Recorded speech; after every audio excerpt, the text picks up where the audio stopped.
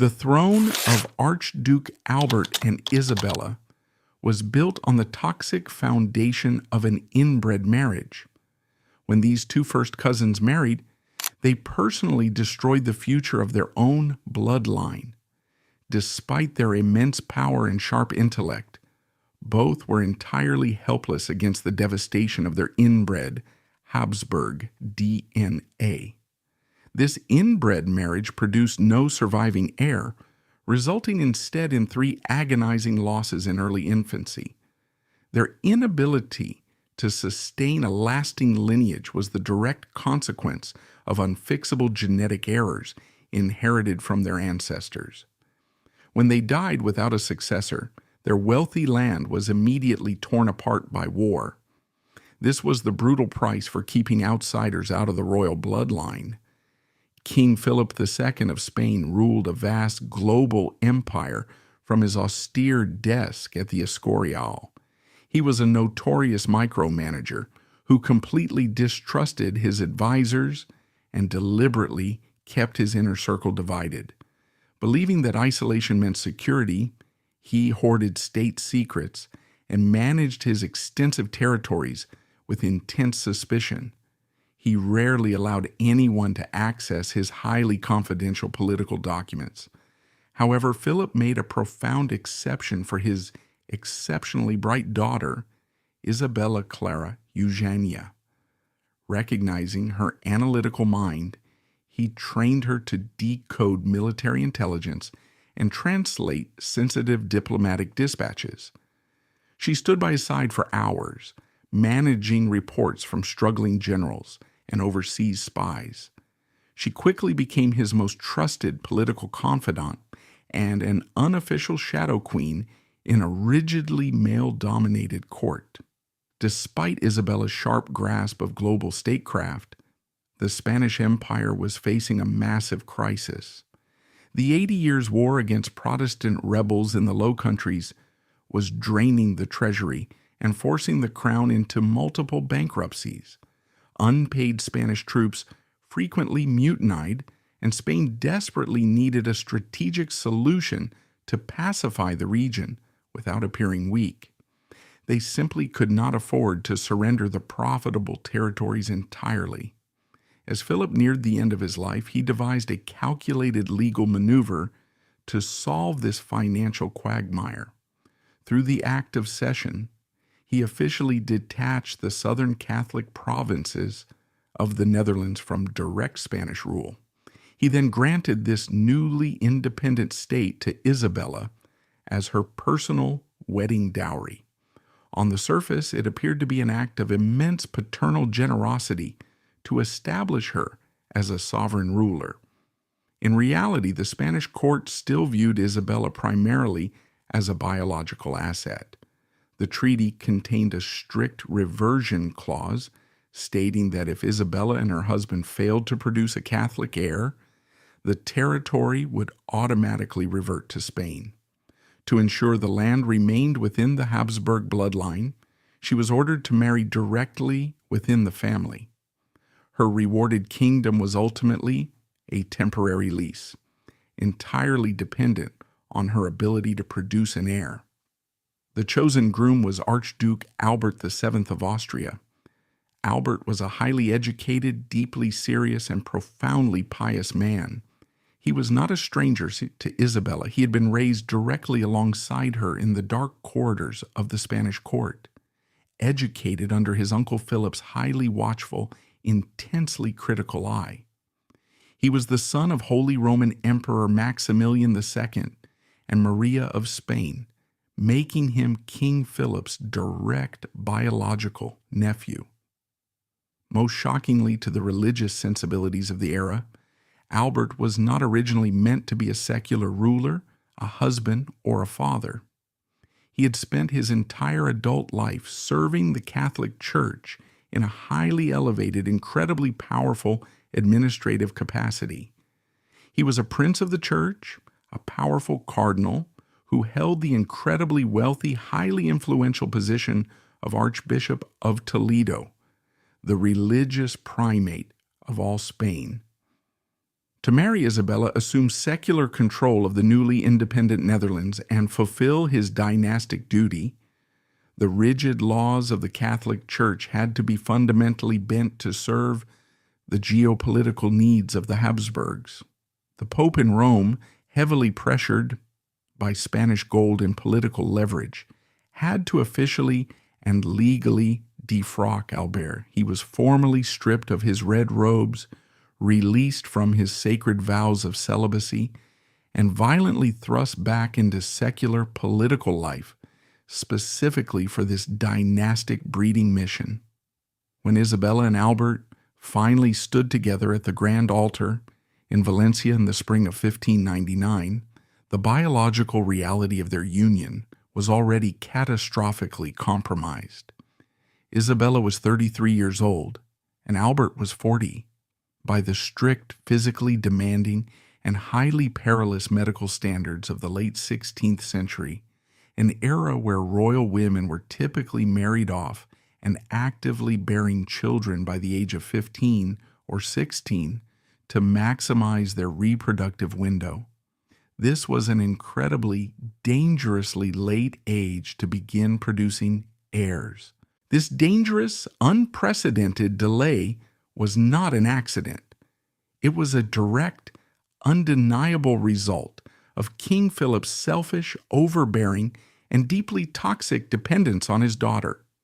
He had selfishly, stubbornly kept his closest political advisor and beloved translator by his side until he was practically dead, entirely disregarding the merciless biological reality of her ticking reproductive clock. He prioritized his own need for a competent secretary over her biological capacity to secure the nation he was supposedly giving her. This late start in life was severely, catastrophically compounded by the terrifying, invisible genetic overlap between the bride and the groom. Isabella and Albert were exact first-degree biological cousins. But because the Habsburg family had spent the last century aggressively intermarrying, their genetic coefficient of inbreeding was vastly higher than standard first cousins. Both sets of their parents were also closely related. They carried the heavy accumulated and highly concentrated genetic damage of multiple generations of uncle-niece unions. This relentless, arrogant policy of royal incest had systematically stripped their DNA of any vital, life-saving genetic diversity. They were essentially trapped together in a closed biological loop.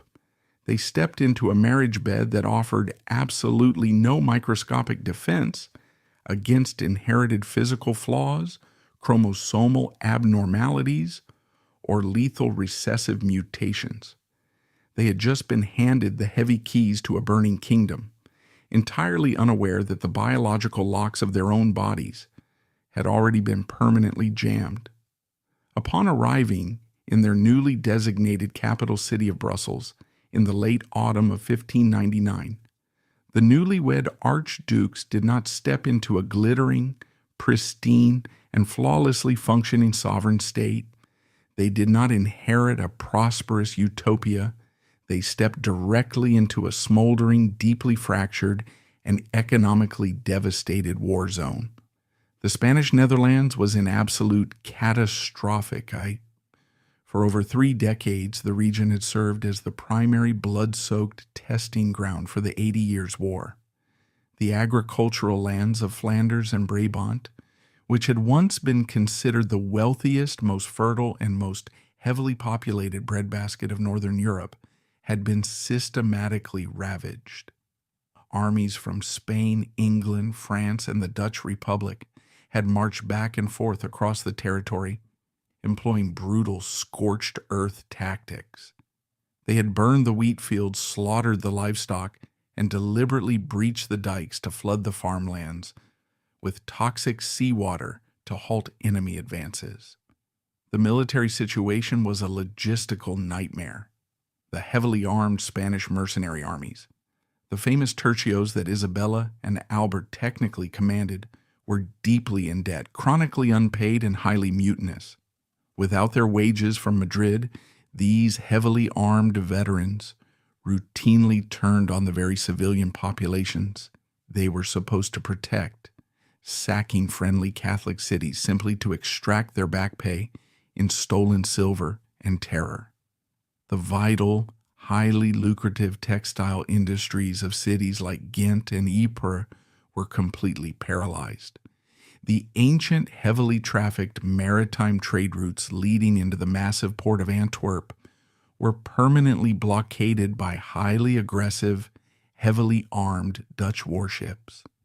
The desperate, traumatized civilian population, trapped between violent religious extremism and starvation, was hovering on the absolute brink of total societal collapse. The local nobility and the exhausted peasantry desperately, urgently needed unified, highly capable, and empathetic leadership to restore basic civic order and physical security. They needed rulers who viewed them as living, breathing human beings with a right to exist, rather than mere taxable assets to be violently squeezed to fund foreign conflicts they did not care about. The deeply cynical, highly patriarchal royal courts of Europe, from London to Paris to Vienna, watched the arrival of Isabella and Albert with intense mocking skepticism. They fully expected this new, politically fragile sovereign state to instantly collapse under the immense economic pressure and military violence. They assumed Isabella would quietly retreat to her sewing circles while Albert, the former cardinal, floundered in military command. They were completely, historically wrong. Isabella, Clara, Eugenia, and Albert VII proved to be a magnificent, practically unrivaled, and highly innovative political team. They did not operate like a traditional patriarchal 16th century monarchy, where the husband dictated grand strategy and the wife merely served as a decorative, smiling biological vessel at state banquets. Because Isabella possessed a vastly superior understanding of global statecraft, having been personally trained by Philip II, and because Albert possessed a deeply methodical administrative brilliance forged in the Vatican, they ruled as absolute constitutional and legal equals. Official state documents, complex international treaties, royal decrees, and the newly minted sovereign currency were all proudly stamped jointly with both of their names and faces. They were collectively and officially referred to by their subjects and foreign ambassadors simply as the Archdukes. This level of political parity between a husband and wife was incredibly rare, almost scandalous in the early modern period. They brought a rare, practically unprecedented era of political stability, administrative competence, and profound mutual respect to the war-torn region. Unlike the cold, highly calculated, deeply suspicious, and often treacherous marriages typical of their family tree, Isabella and Albert actually loved, trusted, and deeply respected each other's intellect. They shared a fierce, absolute devotion to the Catholic Counter-Reformation, but more importantly, they shared an unmatched, relentless, and highly pragmatic work ethic. They immediately set about modernizing their newly independent government, stripping away the bloated, corrupt Spanish bureaucracy and replacing it with highly efficient, locally sourced Flemish and Brabantian ministers who actually understood the cultural and economic realities of the land. However, Isabella and Albert intimately understood that no amount of economic reform, agricultural investment, or administrative restructuring could possibly survive if their borders remained highly porous and constantly under attack. Before they could rebuild the economy, they had to forcefully, violently, and decisively secure their violently contested frontiers. The Protestant Dutch Republic to the north, led by the brilliant military tactician Maurice of Nassau, refused to recognize the Archduke's sovereignty. The Dutch heavily funded and armed rebel strongholds deep within Isabella's newly acquired territory, using these heavily fortified coastal cities as staging grounds to launch devastating raids on Catholic supply lines, disrupt agricultural recovery, and extract crippling tolls on passing merchant ships. The royal couple was forced to immediately launch a massive, highly coordinated, and financially staggering diplomatic and military campaign to forcefully amputate these rebel infections from their coastline. This grueling, merciless military necessity ultimately culminated in one of the most horrific engagements of the era, the notorious Siege of Ostend. Ostend was a heavily fortified, deep-water port town situated on the bleak, freezing, and windswept Flemish coast.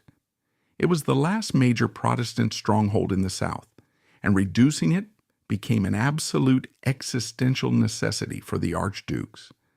The siege, which dragged on in agonizing, muddy, and apocalyptic horror from 1601 to 1604, became a literal meat grinder of human flesh. It evolved into one of the longest, bloodiest, and most obscenely expensive sieges in early modern military history. Over 100,000 men on both sides perished, not just from point-blank artillery fire and gangrenous pike wounds, but from rampant, unstoppable outbreaks of dysentery, scurvy, and typhus that swept through the freezing, flooded, corpse-choked trenches. Isabella Clara Eugenia did not hide from this grotesque reality. She categorically refused to sit safely in the opulent, warm palaces of Brussels, while her conscripted soldiers bled to death in the coastal mud. Demonstrating a level of physical courage and psychological resilience that stunned her male generals, she became deeply, personally involved in the overarching military strategy and the logistical supply chain. She famously and repeatedly boosted the shattered morale of her troops by personally visiting the highly dangerous, active front lines, riding out into the squalid, disease-ridden military encampments, standing well within earshot of the deafening, earth-shaking Dutch cannons. She inspected the siege works herself. She personally distributed back pay directly to the exhausted, highly cynical mercenaries to prevent mutinies, and she ensured that the horrific, overflowing military hospitals were adequately supplied with bandages and surgeons. She commanded a level of profound, fiercely loyal respect from the hardened, violent Spanish and Italian infantrymen that no male general, and certainly no previous monarch sitting comfortably in Madrid, had ever managed to achieve. The freezing mud and staggering death toll of Ostend proved a harsh, undeniable truth. The Spanish Empire could not simply slaughter its way to total permanent victory in the Low Countries. As the brutal siege finally concluded, the Archduke stood amidst a pulverized, corpse-choked landscape and recognized that true sovereignty required far more than just heavy artillery. Explicitly rejecting the arrogant warmongering dogma of Madrid, Isabella and Albert executed a breathtaking geopolitical pivot. They traded the executioner's sword for the diplomat's pen, initiating a golden, highly profitable era of economic and cultural resurrection that would only temporarily mask the microscopic ticking clock hidden within their own palace. Through sheer, uncompromising willpower, the staggering exhaustion of the imperial treasury, and literal rivers of blood spilled into the freezing North Sea, the archdukes finally forced the siege to a close. Ostend fell to the Catholic forces in 1604, but Isabella Clara Eugenia and Albert VII were not blinded by the intoxicating, dangerous adrenaline of military victory. They were highly intelligent, pragmatic sovereigns who walked through the pulverized, corpse-choked ruins of Ostend and realized a profound, devastating truth. They had won a city, but they were actively losing a continent. The Spanish Empire had been trying to win this war with steel, fire, and religious terror for over 40 years, and it had completely, humiliatingly failed to break the Protestant Dutch Republic. The military victory at Ostend had entirely bankrupted their newly formed nation all over again. Isabella recognized that continuing the relentless generational slaughter would completely obliterate the very civilian population she was desperately trying to save. Pivoting their grand strategy completely away from the aggressive, militaristic dogma of Madrid, the royal couple orchestrated a major, historically unprecedented diplomatic breakthrough. Utilizing Isabella's unparalleled mastery of political negotiation, her deep understanding of geopolitical leverage, and her absolute refusal to let her nation bleed to death, the Archduke successfully bypassed the furious, war-hungry generals in Spain. They directly and somewhat controversially negotiated the landmark 12 years truce in 1609 with the Dutch Republic. This vital, highly complex treaty was an absolute masterpiece of early modern diplomacy. It formally finally halted the relentless, apocalyptic slaughter and brought a desperate, badly needed era of peace to the fractured European continent. It implicitly recognized the political autonomy and maritime supremacy of the Dutch North, while officially, legally securing the borders of Isabella's Catholic South. More importantly, it allowed for rapid, explosive economic recovery across her devastated provinces. With the heavy artillery finally silent and the brutal naval blockades temporarily lifted, the massive merchant ships returned to the deep water ports of Antwerp. The terrified farmers returned to the salted, mud-soaked fields of Flanders, and the master weavers returned to their silent looms in Ghent. The region took a deep collective breath for the first time in half a century. With their sovereign borders physically secure and the local economy rapidly, miraculously rebounding, Albert and Isabella completely transformed their royal court in Brussels. They did not simply want to rule a heavily fortified military buffer state. They wanted to build a radiant, intellectual, cultural utopia. They turned the Coudenberg Palace in Brussels into a vibrant, highly sophisticated, and magnificently wealthy cultural epicenter that easily rivaled the opulent courts of Paris, London, or Madrid. To achieve this sweeping cultural renaissance, they quickly identified, patronized, and appointed the brilliant, world-renowned Flemish painter Peter Paul Rubens as their official salaried court artist. They utilized Rubens's incredible sweeping artistic talent, not just for grand, flattering royal portraits, but for highly calculated statecraft, religious propaganda, and psychological warfare. They commissioned massive, awe-inspiring, and emotionally overwhelming altarpieces to visually declare the absolute divine triumph of the Catholic Counter-Reformation to a traumatized populace. But Isabella, possessing the deeply pragmatic, deeply suspicious mind of her father, recognized that Rubens was not just a master of color, anatomy, and canvas. He was a highly educated, deeply charming, fiercely intelligent, and incredibly observant polyglot. He moved easily among the highest echelons of European aristocracy, a man welcomed in every palace on the continent. She frequently and entirely secretly used the legendary artist as a highly trusted covert envoy for high-level international diplomacy. While rival nations, paranoid kings, and hostile ministers believed Rubens was visiting their courts merely to paint their portraits or study their architecture, he was actually operating as a highly trained intelligence asset. He carried heavily encrypted messages sewn into his clothing, meticulously assessed the military readiness of foreign navies, and whispered complex, highly strategic diplomatic offers directly from Isabella's desk into the ears of foreign monarchs. Under their joint, highly capable rule, urban commerce thrived once again. The ancient, prestigious universities reopened their heavy wooden doors, and the deep, horrific generational scars of religious war finally began to heal under their careful, attentive, and highly empathetic administration.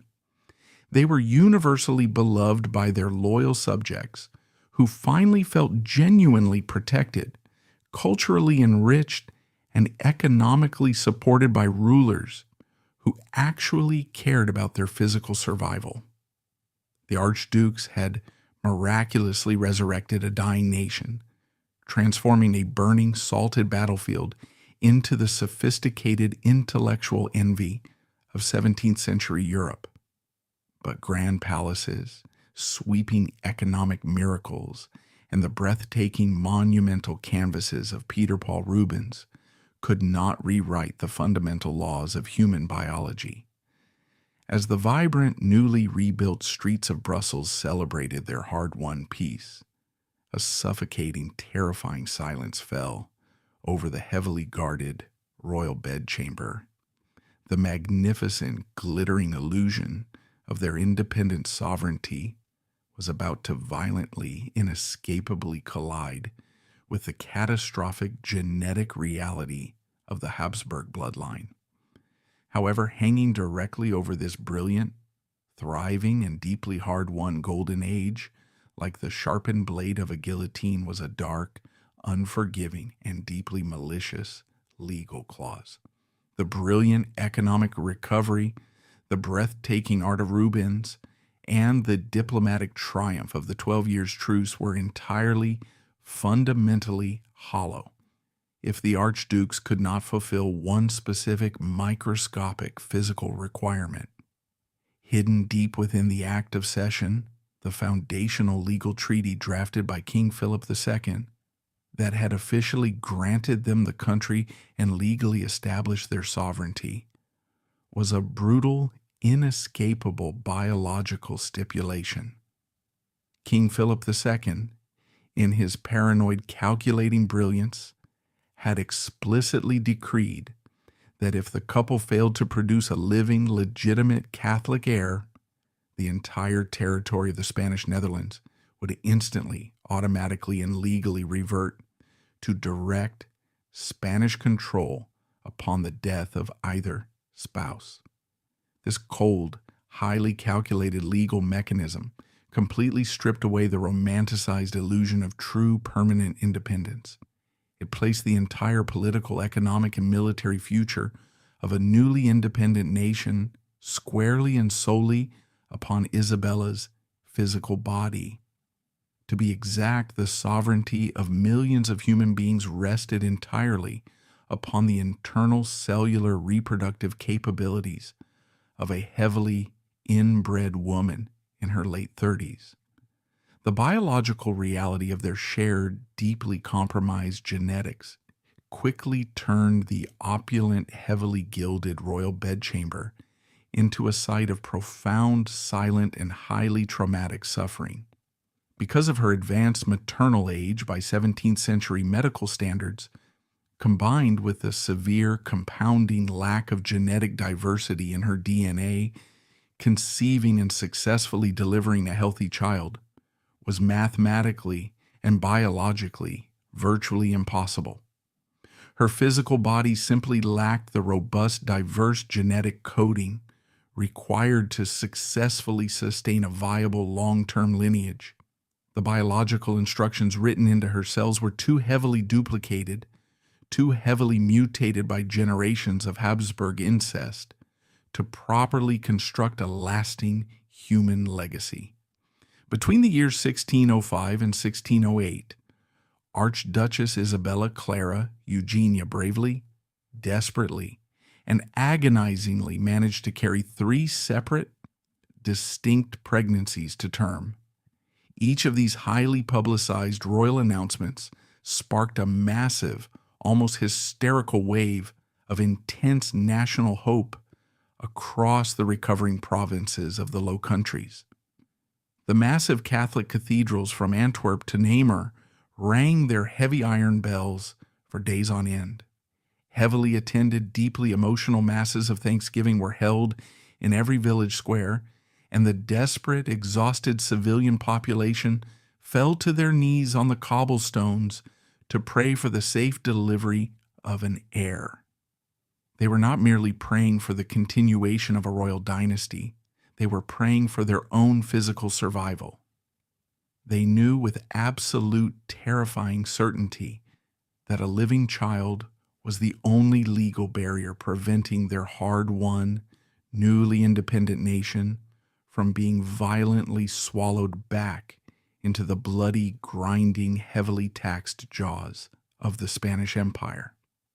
But inside the heavily guarded, opulent royal bedchamber of the Coudenberg Palace in Brussels, the microscopic reality of the Habsburg bloodline was silently, ruthlessly executing its fatal programming. In a healthy, genetically outbred human population, a developing child inherits a vast, highly diverse library of genetic coding from two entirely unrelated parents.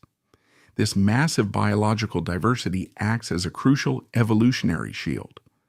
If a mother passes down a defective, mutated, or lethal recessive gene, the father's completely different, healthy dominant gene will successfully mask the error, overriding the mutation and allowing the infant to continue its complex cellular development. But Isabella and Albert were trapped inside a deeply stagnant, heavily polluted genetic vault. Because they were exact first cousins, and because their own parents and grandparents were heavily incestuously intertwined, they did not possess a diverse genetic library. They shared heavily duplicated, highly corrupted DNA. When their chromosomes combined, the fatal recessive mutations did not find healthy dominant genes to mask them. They met their exact defective, identical twins. Without the robust, complex genetic instructions required to successfully sustain a functioning immune system and ensure long-term vitality, the children could not survive. The biological framework, completely crippled by generations of arrogant state-sponsored incest, catastrophically broke down in the fragile months following their birth. Each of these high-stakes, nationally celebrated births ended in an agonizing, heart-wrenching physical and emotional tragedy. Her severely compromised genetics could not sustain the infants' lives, leading to a devastating series of highly traumatic losses. She endured the intense, unimaginable psychological trauma of bearing 3 children over the course of those agonizing years. None of her desperately wanted children survived beyond the fragile, fleeting window of early infancy in the cold Brussels air. They perished before they could truly live, silent victims of a geopolitical strategy engineered decades before they were even conceived. This complete biological failure left the grand, beautifully decorated royal nurseries of Brussels completely devastatingly empty. But Isabella was not permitted the basic, fundamental human dignity of mourning her dead children in private. As a sovereign female ruler in the early 17th century, a woman whose womb was essentially considered state property, she was forced to suffer these highly intimate, physically traumatic losses under the intense, unforgiving, and highly predatory scrutiny of the entire European diplomatic community. The royal court in Brussels was a panopticon of international espionage. Foreign ambassadors from the Dutch Republic, England, France, and the independent Italian city-states constantly hovered around the Archduchess, their eyes fixed relentlessly on her waistline. They essentially operated as highly paid, deeply cynical biological spies. They aggressively bribed her chambermaids and laundresses to report on the exact regularity of her menstrual cycles. They closely, clinically monitored her daily diet, heavily scrutinized her complexion for the slightest signs of morning sickness, and wrote heavily encrypted, highly detailed, and profoundly invasive diplomatic dispatches back to their respective kings, detailing the exact timing, physical symptoms, and heartbreaking aftermath of her tragic nursery losses. The biological failure to produce a surviving heir was viewed entirely unfairly and brutally as her personal individual fault.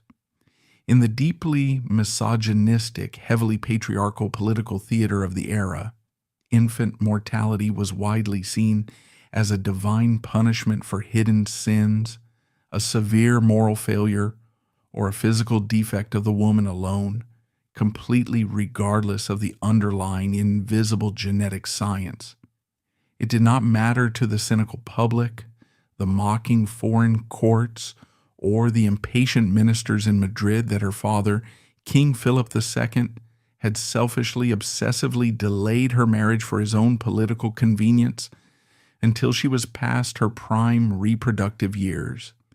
It did not matter that he had deliberately, coldly trapped her in a deeply incestuous union simply to keep the territory securely within the family vault.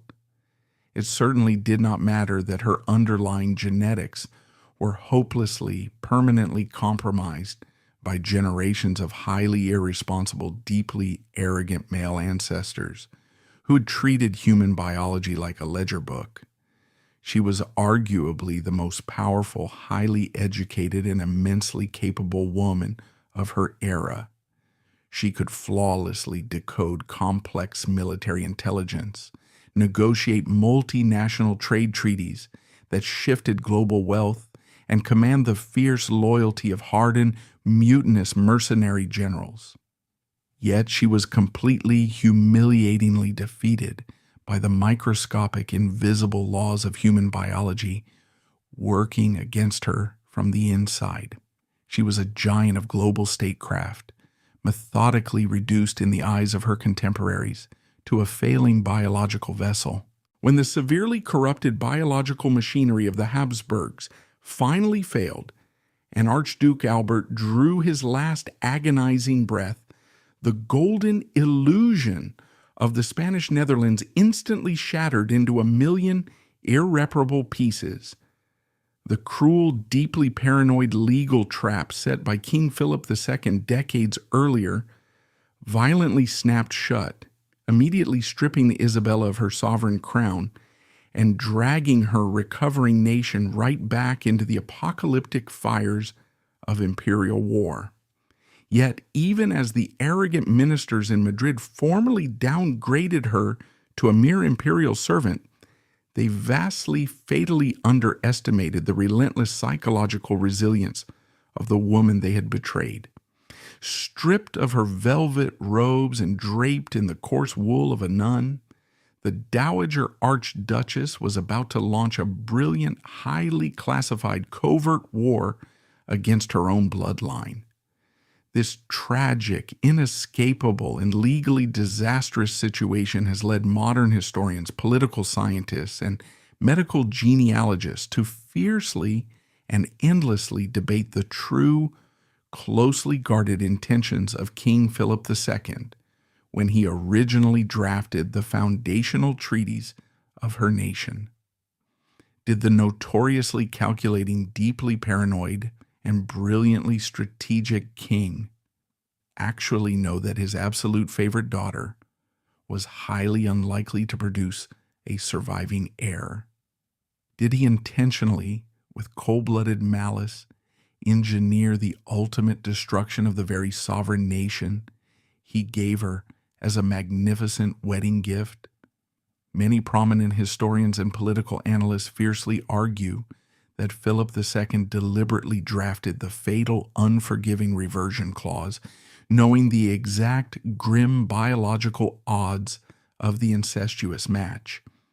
He had watched the horrifying, skyrocketing infant mortality rates within his own family for his entire life. He had personally buried multiple wives and numerous heavily deformed infants. He knew the devastating, undeniable physical toll of their heavily intertwined bloodline better than any living human being on the continent. They believe he knew full well with absolute, chilling, and mathematical certainty that the Netherlands would eventually automatically return to direct, unyielding Spanish control upon her death. In this dark, highly credible, and deeply Machiavellian interpretation of early modern history, the king essentially deliberately weaponized his favorite daughter's barren nursery to elegantly solve his immediate crushing financial crisis. By temporarily giving away the highly volatile territory to Isabella, he immediately and completely absolved the bankrupt, hemorrhaging Spanish treasury of the massive, unsustainable daily cost of fighting the Dutch rebels. He used her doomed, biologically compromised marriage as a highly calculated, temporary political band-aid. It was a brilliant, deeply cynical maneuver designed to buy the Spanish Empire a few decades of necessary, desperately needed financial relief and military reorganization, while shifting the enormous financial burden of the war directly onto the local Flemish nobility.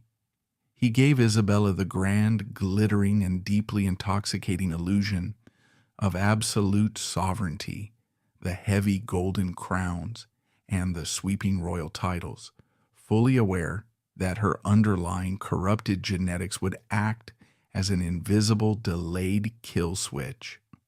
Once the treasury in Madrid recovered from bankruptcy and Isabella's biological clock officially ran out, the trap would violently spring, the reversion clause would activate, and the empire would forcefully, legally take the land right back. Regardless of her father's true, potentially malicious intentions, a dark reality she was undoubtedly sharp enough to recognize as she read the legal fine print, Isabella and Albert became acutely, painfully aware of their grim biological reality. They painfully, agonizingly realize that their grand, meticulously built political experiment, the sovereign nation they had literally bled to protect and rebuild from the ashes, was officially, legally dying with them. Yet, in a profound, incredibly moving testament to their sheer, unyielding willpower and deep moral character, the Archdukes categorically refused to surrender to dynastic despair.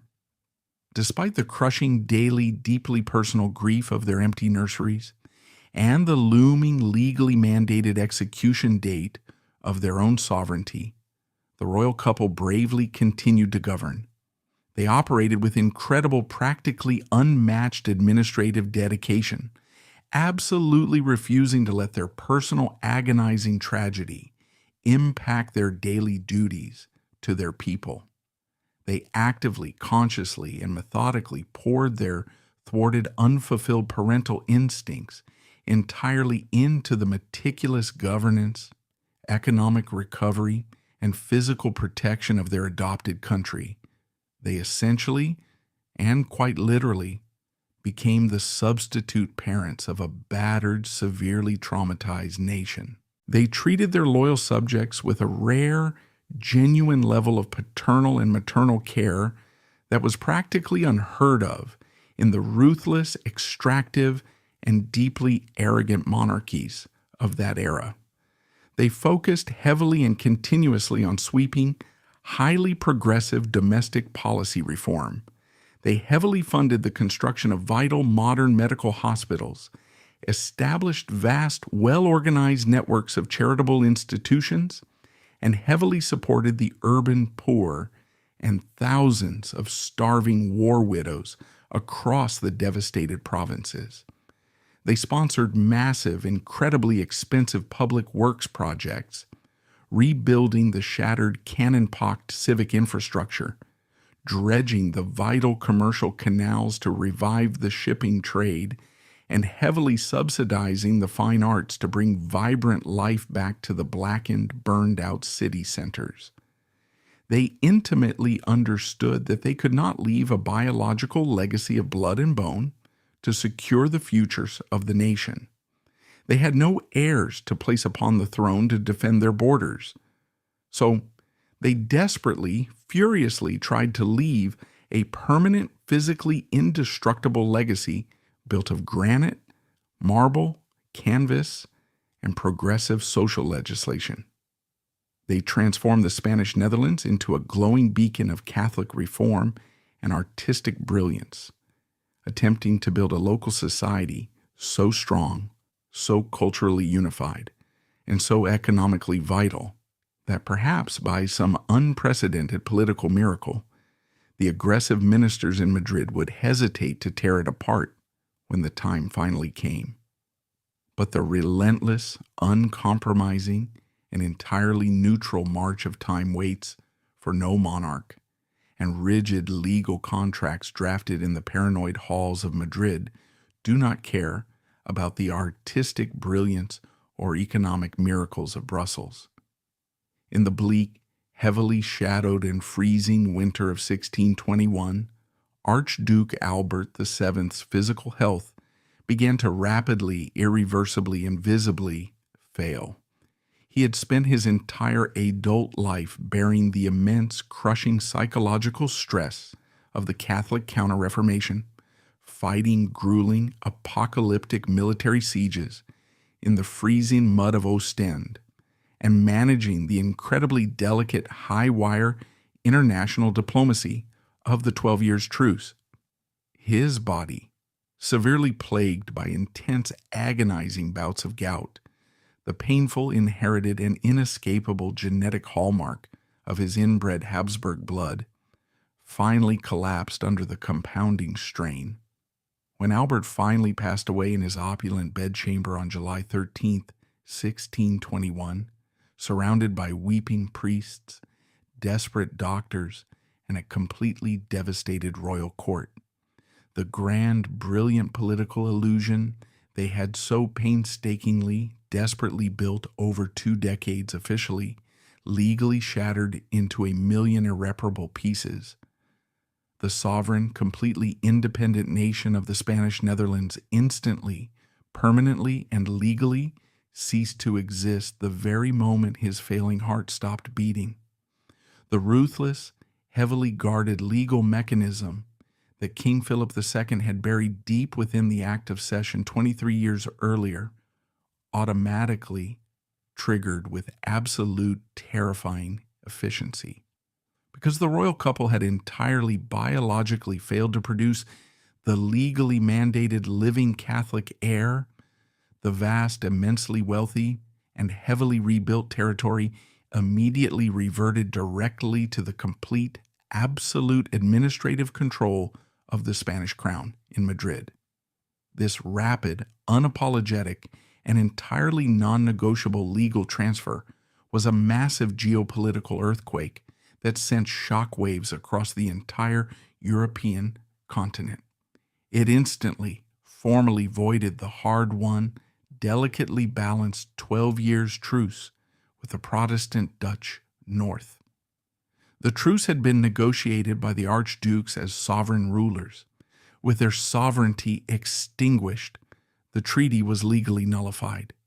King Philip IV of Spain, a new, highly aggressive, and deeply arrogant young monarch, sitting on the throne in Madrid, heavily controlled by his ruthlessly pragmatic prime minister, the Count Duke of Olivares, had absolutely no interest in maintaining the peaceful, diplomatic, and highly prosperous status quo that Isabella and Albert had bled to establish. Olivares wanted absolute, unquestioned imperial submission. He believed the truce made Spain look weak, and he was eager to unleash the Spanish military machine once again to reclaim the lost northern provinces. The brutal activation of the reversion clause dragged the entire region violently, inevitably, and tragically back into the bloody, highly destructive, and completely apocalyptic nightmare of the 80 Years' War against the heavily armed Dutch Republic. For Isabella Clara Eugenia, the death of her husband was a catastrophic, world-ending, and profoundly traumatizing blow. She was entirely consumed by profound, suffocating, and paralyzing grief over the devastating loss of Albert, the only man who had ever truly, genuinely treated her as an intellectual, strategic, and political equal. They had fought a war together, built a nation together, and mourned their dead children together. But her intense personal agonizing grief was heavily, viciously, and immediately compounded by the sudden, deeply humiliating and highly public demotion of her own legal and political status. She had woken up that fateful morning as a sovereign, reigning monarch whose absolute signature dictated the complex laws of an independent, globally recognized nation. By nightfall, she was a legally subordinate, highly expendable imperial employee. In a powerful, deeply visual, highly symbolic, and fiercely defiant display of her total bereavement and her absolute psychological rejection of the ruthless political world that had so cruelly, methodically betrayed her, she completely, permanently stripped off her magnificent, heavily embroidered, jewel-encrusted royal gowns. She removed the heavy, stiff, incredibly expensive lace ruffs, the shimmering golden brocades, and the glittering, priceless pearls of statecraft that visually defined a Renaissance queen. For the entire rest of her long, incredibly difficult life, she point-blank refused to ever wear silk or velvet again. Instead, she consciously chose to wear the highly austere, rough, scratchy, and completely unadorned woolen habit of a Franciscan sister of the Order of Poor Clares. It was a stark, jarring, and highly intentional visual transformation that deeply unsettled the visiting foreign dignitaries. The proud, fearless woman who had confidently ridden out on a war horse to inspect the heavy artillery bombardments at the siege of Ostend was now dressed in the humble, coarse robes of a penitent, impoverished nun, wandering the echoing, increasingly powerless halls of her own sprawling palace. Though she remained physically located in the grand, opulent Coudenberg Palace at Brussels, she was absolutely, legally, no longer a sovereign ruler. Madrid immediately, coldly, and officially downgraded her prestigious title. She was reduced from sovereign archduchess to a mere governor-general. She was entirely, ruthlessly stripped of her independent executive authority. She could no longer mint coins, draft independent treaties, or declare peace. She was forcefully relegated to a middle management position, forced to take strict, highly dismissive, incredibly arrogant, and often highly destructive military orders directly from the aggressive, war-hungry Spanish counselors sitting thousands of miles away in Madrid, men who possessed absolutely no understanding of the complex, delicate cultural realities of the land they were so casually commanding her to burn.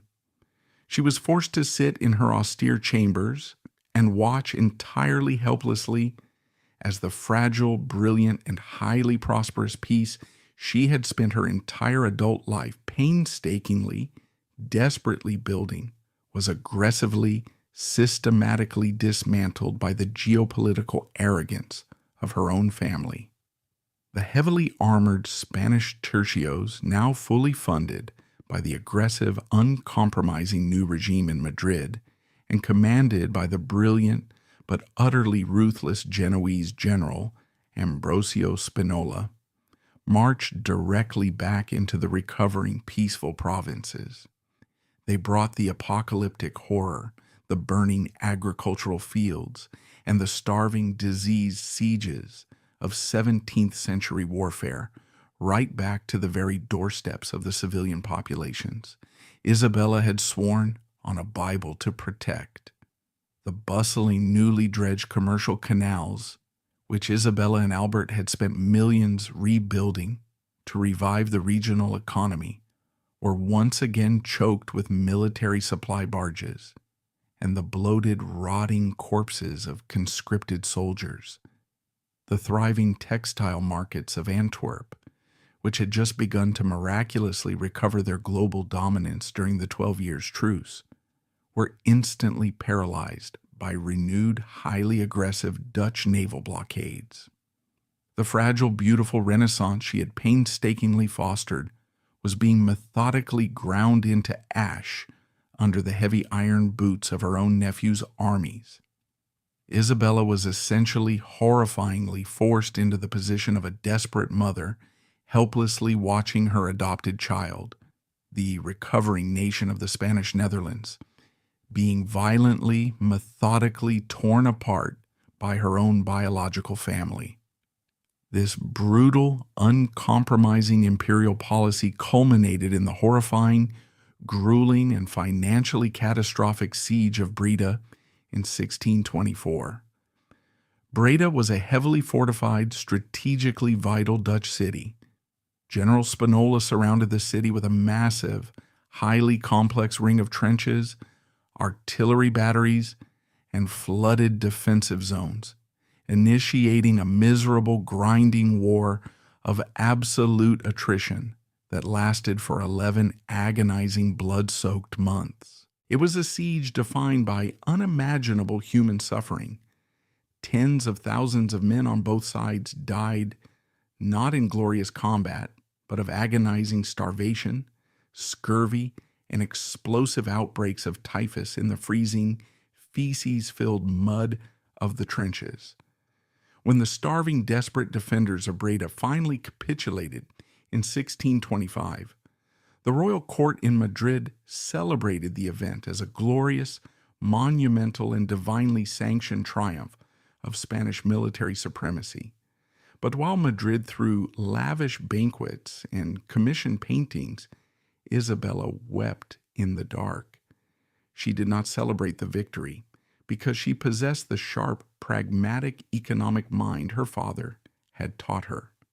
She knew with absolute, terrifying certainty that the astronomical, unprecedented financial cost of the 11-month siege had permanently, irreversibly bankrupted the regional treasury. She knew that the brutal taxation required to pay Spinola's surviving mercenaries would completely alienate the civilian population she had worked so desperately to win over, driving them right back into the arms of the Protestant rebels.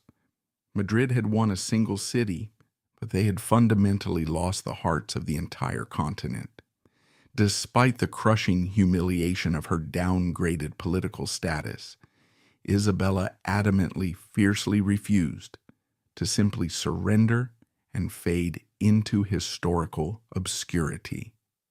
Having stripped away the vanity of her previous sovereign life, she transformed herself into a tireless, fiercely dedicated, and highly dangerous diplomatic spy master. She knew with absolute certainty that the aggressive, war-hungry generals in Madrid would never listen to a grieving widow's pleas for mercy, so she decided to bypass their authority entirely. Isabella heavily, brilliantly, and masterfully utilized Peter Paul Rubens as a highly effective, completely secret diplomatic envoy. In the highly paranoid, heavily guarded, and deeply cynical world of 17th century geopolitics, deploying a painter as a primary intelligence asset was an act of absolute genius.